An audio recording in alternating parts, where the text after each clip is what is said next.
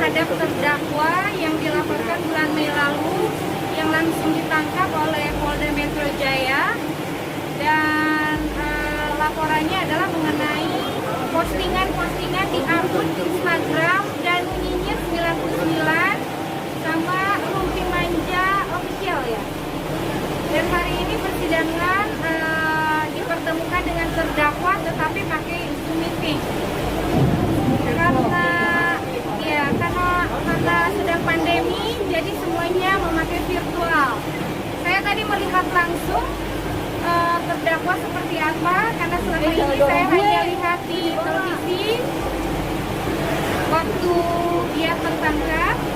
Jadi hari ini saya mengikuti proses persidangan, proses hukum yang sedang berlanjut, karena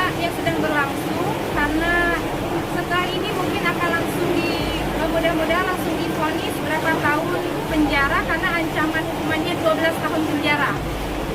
Karena dia memposting penghinaan terhadap saya, fitnah yang bertubi-tubi, membabi buta setiap hari, di mana saya tidak mengetahui awalnya.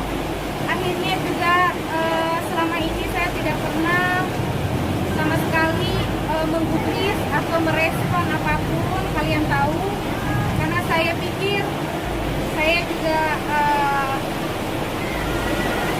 sudah sering diperlakukan seperti